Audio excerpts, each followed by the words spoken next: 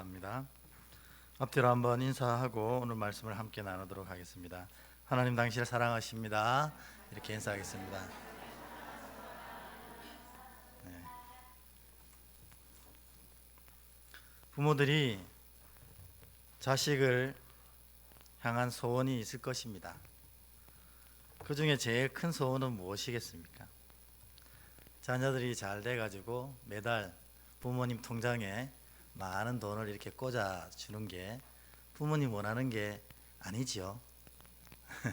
실제로 그런 분이 계시다면 또 그것도 괜찮습니다. 그렇지만 실제로 진짜 부모님들이 원하는 건 그런 게 아닙니다. 또 자식들이 정말 큰 부자가 되고 큰 권력자가 되는 걸 원할 수도 있습니다만 사실 그거가 더 좋지는 않을 수도 있지 않습니까?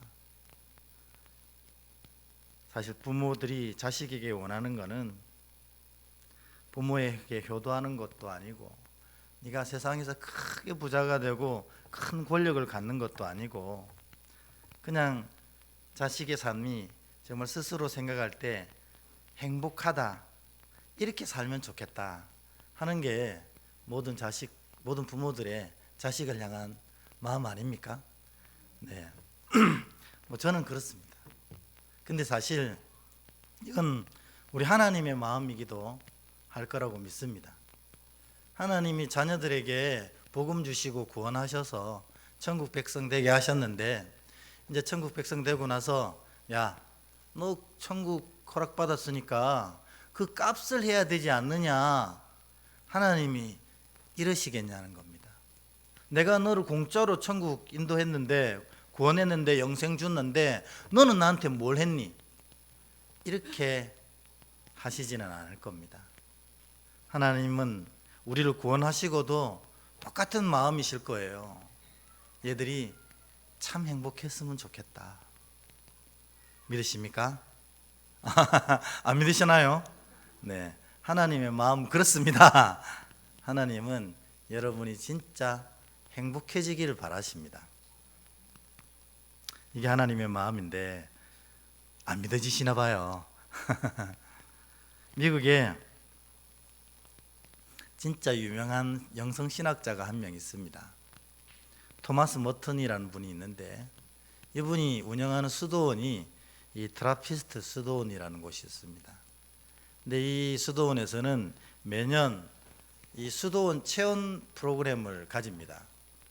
그러면 지원자를 받아서 이 일정 기간 동안 숙식하면서 자신의 영성을 회복하고 자신의 마음을 정리하고 또 믿음도 바로 세워가고 또 이런 여러 가지 영적인 작업들을 해나가는데 이 트라피스트 수도원 토마스 머튼이 운영하는 이 수련 프로그램에 참석하는 사람들이 실로 대단합니다. 미국에서 성공한 사람이라고 한다면 다 이 수도원의 이 프로그램을 참여하는 거예요. 그래서 사람들이 너무 이상했습니다. 아니, 저 사람들은 불행할 조건이 하나도 없는데 미국은 얼마나 땅도 넓고 사람도 많습니까? 그런데 그런 미국에서도 누구 이러면 다 알 만큼 성공한 사람이, 누구 이러면 다 알 만큼 높은 명예와 지위를 가진 사람이 이 수도원 프로그램에 들어오지 못해서 안달이라는 겁니다. 그 이유는 한 가지 아니겠습니까? 성공해도 마음이 행복하지 못하니까 이 마음을 한번 채워보고 싶어서 다 참여하는 것입니다. 이게 오늘날 현실인 것 같습니다. 근데 더 놀라운 것은 이 단기 프로그램을 수료한 사람들 중에 많은 숫자가 아예 자신의 삶을 다 정리하고 이 수도원에 평생 살겠다고 신청하는 사람이 그렇게 많다는 겁니다. 여러분, 성공하면 행복할 것 같지만 그렇지 않은 것 같습니다. 진짜 진리는 뭐냐면 행복하면 그게 성공한 것입니다. 우리가 이것을 잊어버린다는 거예요. 그래서 성공하면 행복할 수 있을 것처럼 성공을 향해서 막 정신없이 달려가지만 실제로는 성공해도 행복하지는 않습니다. 오히려 성공했기 때문에 더 힘들고 더 어려움 속에 빠질 가능성이 더 크다는 것입니다. 그래서 여러분 기억하셔야 되는 게 뭐냐면 행복한 것이 성공한 것이라는 겁니다. 또 행복하고 나서 이룬 성공이 진짜 성공이라는 것입니다. 우리 교회도 하나님께서 1만 성도를 채우셔서 정말 아름답고 귀한 교회로, 든든한 교회로 세워 주실 것입니다. 이거는 또 좋아하시네요.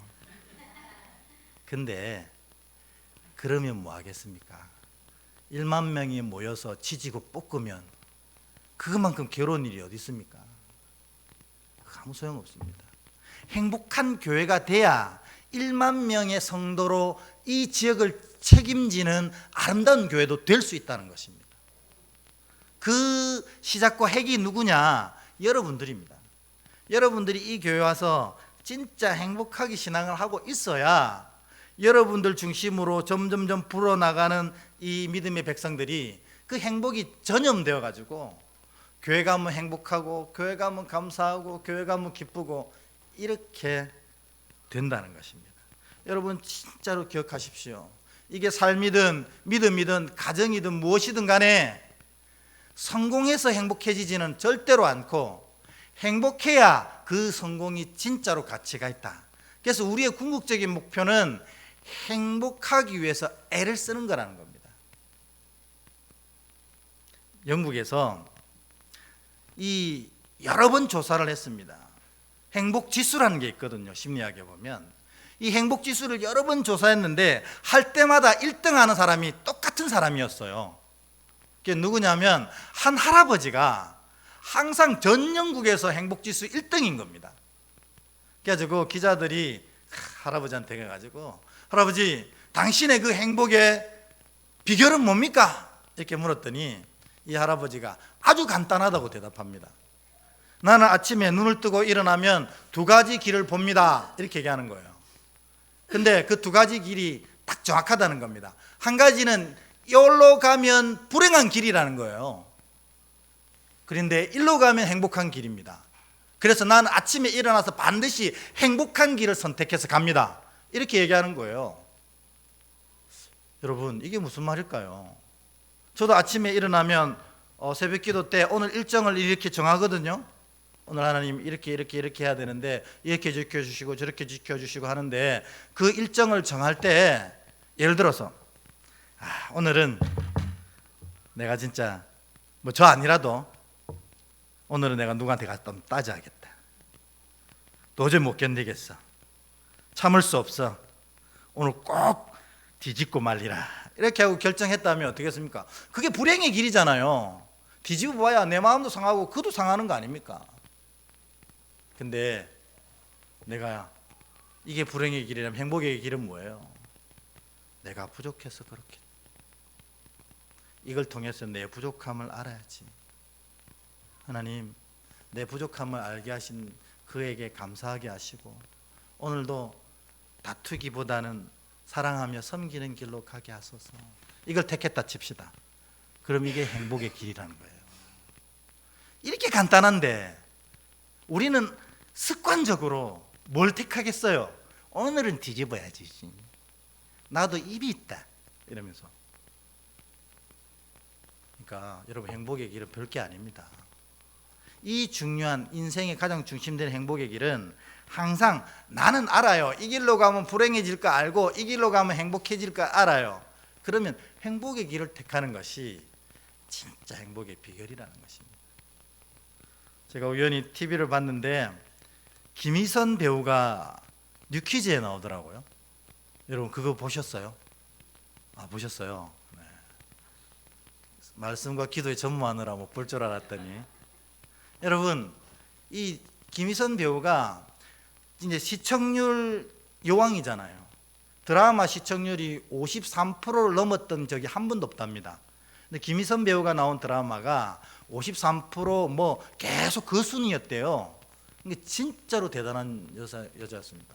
그리고 이분이 하는 모든 그 패션 아이템이 전국을 강타했다고 합니다. 여러분, 저도 몰랐는데 곱창 밴드를 맨 먼저 우리나라에 시작한 사람이 김희선 배우래요. 곱창 밴드. 여자분만 아시죠? 하여튼 대단한 사람이었습니다. 근데 이분이 진짜로 행복한 사람이더라고요. 왜 행복한지 이 얘기를 하는데 들어보니 자기 별명이 신데렐라랍니다. 신데렐라. 이게 무슨 의미냐 물어봤더니 12시 전에 모든 고민을 다 잊어버린다는 겁니다. 여러분, 신데렐라가 뭡니까? 12시 되면 공주 다 벗고 돌아가야 되잖아요. 12시가 이 신데렐라의 기점입니다. 이 김희선 배우도 이 사실 그 큰 영광과 인기를 얻고 있으면 얼마나 많은 힘든 일이 생겼겠어요. 근데 12시 되기 전에 그걸 다 잊어버린다는 거예요. 그럼 내일 되면 또 깔깔깔 된다는 겁니다. 뭐예요? 행복의 길을 날마다 택하는 겁니다. 성경에도 밤이 늦도록 분을 품지 말라고 기록되어 있습니다. 여러분도 우리 아버지 하나님의 뜻대로 날마다 행복하시기를 기도합니다. 그러려면 뻔히 아는 길인데 왜 불행한 길을 택하시는 거예요? 왜 다투고 시기하고 질투하는 길 택하시는 거예요? 행복한 길 택하시면 행복을 완성할 수 있는 것입니다. 근데 이렇게 우리가 행복하려고 하면 이 기본적인 행복의 마인드 두 가지가 있어야 된다고 합니다. 행복 마인드. 이 행복 마인드 두 가지가 뭐냐면 이 행복이라는 단어, 영어 단어를 보면 해피니스거든요. 해피니스의 어원은 여러분 놀랍게도 해픈입니다. 해픈. 우리가 어떤 일 갑자기 생겼다 할 때 해프닝 이렇게 얘기하잖아요. 무슨 말이냐면 행복은 만들어 간다는 뜻입니다. 해피니스는 해픈의 어원을 근거한다. 이 말은 뭔 말이냐면 행복은 내가 만들어 가는 거지 어디서 찾는 게 아니라는 겁니다. 그러니까 여러분, 결혼을 했어요. 이번 주 토요일 날 결혼하는 커플도 있는데 결혼을 하면 배우자가 내 행복을 채워줄 것처럼 생각하면 불행의 길이라는 겁니다. 왜냐하면 행복은 이미 만들어진 걸 나한테 전해주는 게 아니거든요. 그때부터 둘이서 만들어가는 거예요, 행복을. 그래서 첫 번째 기본적인 마인드가 뭐냐면 행복은 지금부터 만들어가는 것이다. 행복을 찾아내려고 하면 실패한다는 거죠. 행복을 얻으려고 해도 실패하고 행복을 누구한테 받으려고 해도 실패해요. 행복은 내가 만들어가는 것이다 하는 걸 기본적으로 생각해야 됩니다. 그렇지 않으면 행복하기가 굉장히 힘든 시대입니다. 두 번째로 아무리 어려운 일이 생겨도 내가 허락하지 아니하면 그 불행이 나를 덮칠 수 없다는 걸 여러분 기억해야 됩니다. 12평 임대 아파트에 사는 가족이 있었습니다. 가족이 4명이었어요. 가족이 4명인데 12평 임대 아파트에 살면 얼마나 좁아요. 그러니까 이게 너무 사실 이 4식구가 살긴 힘들잖아요. 그런데 열심히 수고하고 노력해서 드디어 30평 아파트를 분양받아 가지고 그 아파트에 입주를 했습니다. 이 4명의 가족의 마음은 어떨까요? 천하를 다 가진 마음 아니겠어요? 여러분들도 뭐 다 큰 데 사셔서 안 그런가 모르겠지만 어쨌든 12평 아파트에 사시던 임대 아파트에 사시던 이 4가족이 30평 아파트에 가서 진짜로 세상을 다 가질 것 같은 행복감을 느꼈어요. 근데 이 집 바로 맞은편에 살고 있는 그 입주민은 뭐냐면 그 전에 100평 아파트에 살았던 사람입니다. 근데 100평에 살다가 어떻게 했어요? 사업이 망한 거예요. 어쩔 수 없이 다 정리하고 남은 돈으로 30평 아파트에 들어온 겁니다. 그러니 이분은 이 30평 아파트 들어올 때마다 한숨 나는 거예요. 집안 모양이 왜 이 모양이냐. 여러분, 이 두 아파트가 다른 아파트입니까? 똑같은 평수에 똑같은 구조를 가지고 있는 아파트인데 한 가족에게는 이게 행복의 상징인 거예요. 하나님 나 사랑하셔서 여기까지 인도하셨네. 행복의 상징이고 한 가족에게는 불행의 상징인 겁니다. 우리가 이렇게 쫄딱 망해가지고 이 30평 아파트에 이런 데 살아야 되나, 이렇게 되는 겁니다. 똑같은 건데 왜 이렇게 됩니까? 그거는 본인이 그렇게 허락을 했기 때문입니다. 이 아파트를 보고 내가 불행한 마음을 가질 수 있도록 본인이 허락한 거예요. 근데 한 사람은 이것이 행복이 들어올 수 있도록 허락한 거라는 겁니다. 그래서 여러분, 이 행복을 위한 기본적인 마음 태도는 행복은 내가 만들어가는 거다. 두 번째로는 내가 허락하지 아니하면 어떤 불행도 나를 덮칠 수 없다는 겁니다. 내가 지금 불행하다고 느끼는 건 그 불행을 받아들였기 때문이다 하는 겁니다.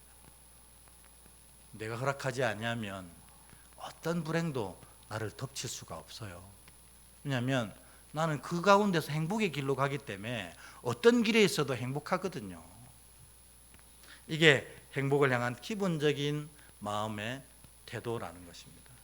오늘 우리 예수님도 이 팔복을 말씀하시는데 이 팔복이 뭐냐면 사실은 정확하게 보면 너희 모두가 행복하라는 행복 선언이라는 것입니다. 그래서 이 팔복을 통해서 오늘 팔복이니까 한 8시간 정도 되겠죠. 8시간 정도 우리가 주님이 말씀하신 행복의 비결이 뭔가 그거를 배워가지고 이제는 날마다 불행이 아니라 행복의 길로 걸어가자 하는 마음으로 오늘 설교를 시작하는 것입니다.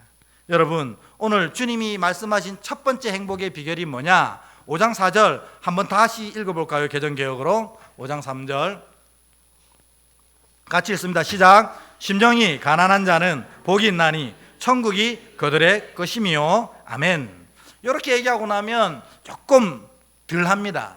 그런데 이 공동번역이라는 성경이 있는데 개신교와 가톨릭이 함께 힘을 모아서 번역을 한 아주 좋은 책입니다. 같이 쓰기로 했는데 개신교가 아직도 안 쓰고 있어요.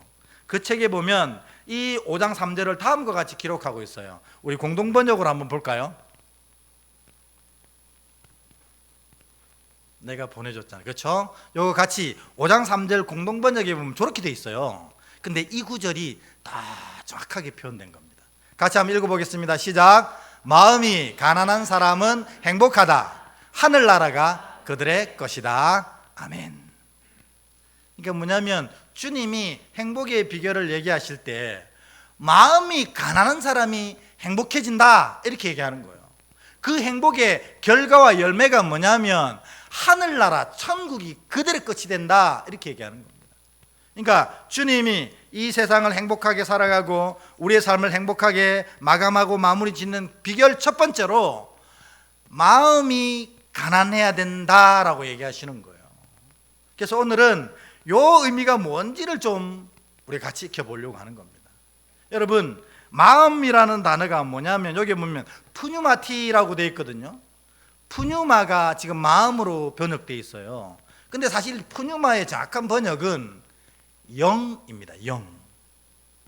그러니까 영이 가난한 사람은 행복하다라는 뜻입니다. 그러면 뒤에 가난은 무슨 뜻이냐? 가난은 요 헬라어 본문에는 뭐라고 되냐면 프토코스라고 되어 있어요. 프토코스는 상대적으로 나는 저분보다 좀 재산이 적은 것 같아. 이런 상대적 빈곤감을 말하는 게 아니고 절대적 빈곤감이 프토코스입니다. 그러니까 내일 아침에 일어나서 아침 먹을 거리가 없는 사람이 프토코스예요. 그러니까 영이 프토코스인 사람은 복이 있다는 거예요. 그가 천국을 허락받을 것이라는 겁니다. 아니 이게 뭐야? 그런데 이 더 자세히 설명한 부분은 이 프토코스를 구약 성경에는 뭐라고 표현됐냐면 에비온이라고 히브리어로 표현되어 있어요. 근데 이 에비온의 뜻이 가장 정확합니다. 그 에비온이 뭐냐면 하나님만을 의지할 수밖에 없는 궁핍, 이게 에비온이라는 겁니다. 그러니까 여러분, 이제는 의미가 좀 확 드러나죠. 뭐냐면 우리의 영혼이, 우리의 영이 하나님만을 의지할 수밖에 없는 궁핍에 가 있을 때 그는 복이 있다는 겁니다. 그러면 이런 궁핍이 복이라는 겁니까? 아닙니다. 우리의 영이 하나님을 의지할 때 그것이 진짜 복이다, 이걸 주님이 얘기하시는 거예요. 왜요? 하나님을 의지하면 그는 미쁘시고 의로우사 우리의 삶을 인도하시고 완성하시기 때문에 그렇습니다. 그래서 의지하는 게 복입니다. 예수님이 행복을 누릴 사람 어떤 사람인가? 이렇게 얘기하신 겁니다. 너의 삶이 부토코스, 진짜 절대적으로 어려워져도, 너의 삶이 에비온, 하나님을 진짜 하나님 없으면 안 되는 그런 상황으로 빠졌을지라도 그 순간 너가 하나님을 의지하게 되면 너는 복 있는 사람이다. 왜요? 하나님이 의지하는 자를 아름답게 세워 주시기 때문입니다. 그러니까 여러분, 오늘 우리 행복 비결 첫 번째, 주님이 말씀하신 팔복 첫 번째 내용이 뭐냐면, 우리 오늘 결론대로 얘기하면 영으로 하나님을 의지하는 사람은 행복한 사람이라는 겁니다.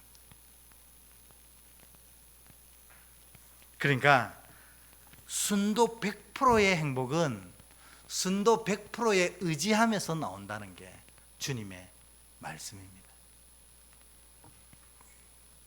여러분 순도는 어떻습니까? 내가 진짜 하나님을 100% 의지하고 있습니까? 그러면 100% 행복이 맺어집니다. 근데 내가 하나님을 50% 의지하고 있으면 또 다른 것 걸쳐놓고 있는 게 있어요. 그러면 50%만 행복해질 수 있다는 겁니다. 오히려 또 이 나머지가 내 행복을 뺏어갈 수가 있는 것입니다. 그래서 주님이 팔복에서 행복의 첫 비결로 항상 주님만 의지하라. 그러면 그가 천국을 소유하는 자가 될 것이다. 이렇게 얘기하는 것입니다. 여러분, 제가 행복의 비결을 알려드렸습니다. 이거 기억하셔서 늘 어떤 상황, 어려운 상황, 기쁜 상황, 행복한 어떤 상황이든지 주님을 먼저 의지해서 주께서 의지한 자를 도우시는 놀라운 은혜, 그로 말미암아 가득 차는 행복을 풍성히 누리시는 여러분 되기를 주의 이름으로 축복합니다. 아멘. 그래서 영으로 하나님을 의지하는 사람, 이거를 제가 말을 붙였어요. 이게 뭐냐면 가난 정신을 가지고 있는 사람이라고 제가 얘기를 합니다. 영으로 날마다 하나님을 의지하는 사람을 가난 정신을 가진 사람이다, 이렇게 얘기하는데, 가난 정신은 세 가지 단어로 구성됩니다. 요거를 얘기 드리고 오늘 얘기를 마치려고 합니다. 첫 번째 가난 정신은 뭐냐면 소유하려고 하지 말고 누리려고 한다는 것입니다. 이게 가난 정신이에요. 이게 무슨 말이죠? 여러분, 우리가 이번 칼럼에도 장미꽃 얘기를 했는데, 장미를 사가지고 그 거실에 딱 꽂아 놓잖아요. 그러면 이 장미향이 거실을 가득 채우는 시간이 얼마나 걸리는 줄 아세요? 이걸 또 조사하는 사람들이 있으니 참 신기한 거예요. 근데 장미향이 한 공간을 가득 채우는데 걸리는 시간이 12시간 걸린답니다. 그러니까 우리가 장미를 사서 진짜 이 장미를 온전히 누리려면 12시간을 기다리는 것이 필요하다는 겁니다. 이게 장미를 누리는 자세거든요. 근데 우리는 장미 사면 어떻게 해요? 장미를 살 때는 막 이게 예쁜지 저거 예쁜지 막 고민하면서 사서 딱 꽂으면 그게 끝입니다. 그러니까 진짜 이 장미가 주는 그것들을 다 누리지 못한다는 거예요. 근데 12시간 뒤에 이 장미향이 이 공간을 채울 것을 기억하면서 기다리고 그 12시간 뒤에 가득 채워진 그 장미향을 맡는 것, 이것이 누리는 자의 삶의 태도라는 것입니다. 근데 우리는 너무 장미 사는 데만 집중했지 이 장미를 누리는 데는 너무 소홀했다는 겁니다. 가난 정신이 부족하다는 거예요. 가난 정신은 소유하려고 하기보단 항상 누리려고 하는 것입니다.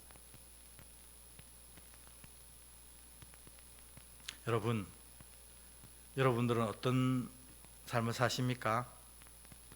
소유하는데 집중하고 있다면 여러분들은 별로 행복하지 못한 삶을 틀림없이 살아가실 겁니다. 누리려고 하는 삶을 살아야 됩니다. 누리려고 하는 삶. 가족이 있으면 가족과 어떻게 하면 행복을 누릴 수 있을까? 오늘 주의 전에 오면 이 주의 전에서 어떻게 하면 하나님을 행복하게 누릴 수 있을까? 직장에 가면 이 직장에서 내 인생을 어떻게 하면 아름답게 누릴 수 있을까? 그 누릴 수 있는 데 집중하는 것이 행복의 비결이라는 겁니다. 그런데 우리는 자꾸 소유하려고 하는 겁니다. 그러니 힘들어지는 겁니다. 두 번째, 가난 정신은 만족하는 것입니다. 소유하지 않고 누리고, 두 번째로는 만족하는 것입니다. 만족하면 모든 것을 소유할 수 있습니다. 여러분, 아무것도 없어도 다 소유한 사람이 되는 겁니다. 이 바보 성자라고 부르는 유명한 나스루딘이라는 사람이 있었습니다. 이분은 일평생 삶은 콩하고 빵, 이 두 가지만 먹고 살았어요. 그러니까 이 사람의 재능을 너무나 잘 알고 있는 친구들이 안타까운 거예요. 이 사람이 왕의 명령을 쫓아서 궁에 입궐하기만 하면 진짜로 행복하고 아름다운 삶을 살 텐데, 멋있는 삶을 살 텐데, 자기들 생각하기에 왜 이렇게 이 매일 삶은 콩하고 빵으로 연명하는 삶을 사는지 안타까운 거예요. 그래서 한 진짜 친한 친구가 나스루딘에게 찾아가서 직언했습니다. 친구야, 당신 같은 실력이면 왕에게 가서 조금만 왕의 눈치를 맞춰만 주면, 왕의 비만 맞춰주면 일평생 호식하고 살 수 있을 텐데 왜 이렇게 매일 삶은 콩과 빵으로만 연명하고 있는가 하고 막 뭐라 했습니다. 그랬더니 나스루딘이 이렇게 얘기했다고 합니다. 매일 삶은 콩과 빵이 있으면 만족한데 뭐하러 그런 비열한 짓을 하고 사는가? 그렇게 했다는 거예요. 내가 왜 왕의 눈치를 맞춰 살아? 빵과 떡이 있으면 너는 만족한데. 이게 가난 정신의 두 번째라는 겁니다. 만족하며 사는 것. 바울도 일체의 비결을 배웠다고 했는데 그 일체의 비결이 뭡니까? 자족함이라는 겁니다. 우리가 힘들고 슬픈 건 자족하지 못하기 때문에 그런 거 아닙니까? 더 있어야지 좋을 것 같고, 더 많이 가져야 좋을 것 같고, 그래서 자족하지 못하니 날마다 마음도 무너지고 믿음도 무너지는 거 아닙니까? 주신 게 만족스러우면, 주신 거로 만족하면 행복을 살아낼 수 있는 겁니다. 세 번째로, 처음에 누리고 만족하면 결국 이 가난 정신의 완성은 뭐겠습니까? 감사입니다. 감사. 행복은 항상 이 감사의 문으로 들어온다고 얘기를 합니다. 그래서 여러분, 매일 감사하십시오. 제가 볼 때 여러분들은 정말 감사의 제목이 많으신 분들입니다. 하루 종일 내 감사의 제목을 써도 부족할 만큼 하나님 은혜가 많으신 분들입니다. 그런데 이런 분들이 이 가난 정신이 없어서 불행에 끌려갈 수 있다는 것입니다. 감사하면 이 불행을 단칼에 막아낼 수가 있습니다. 오늘 이 자리에 나와서 예배하게 하신 것 얼마나 감사합니까? 여러분, 예배한다는 자체는 수만 가지의 은혜가 내게 임했다는 뜻이거든요. 먼저는 믿음이 있으니까 예배하는 거 아닙니까? 하나님 불러주셔서 예배하는 거 아닙니까? 내가 건강하기 때문에 예배하는 것 아닙니까? 이런 많은 요소들이 합쳐져서 내가 예배라는 하나를 드릴 수 있는 겁니다. 그러니까 예배 드릴 때도 이 많은 은혜로 말미암아 나를 예배하게 하신 하나님 감사합니다 하면 이 예배 통해서 하나님의 은혜가 여러분에게 부어지는 거예요. 질병이 있습니다. 질병이 있으면 감사하기 어렵잖아요. 근데 이 질병을 놓고 감사의 제목을 찾아보십시오. 내가 연약하기에 제일 먼저 말씀드렸잖아요. 내가 연약하기에 뭐합니까? 하나님 의지할 수밖에 없어요. 그러면 의지하면 건강도 주시지만 더 중요한 건 뭐 주신대요? 천국을 주신다잖아요. 그러니까 내가 건강은 허락받지 못했지만 천국은 허락받은 자다. 이게 이 아픔을 통해서, 이 질병을 통해서 더 깨닫게 되는 내용이라는 겁니다.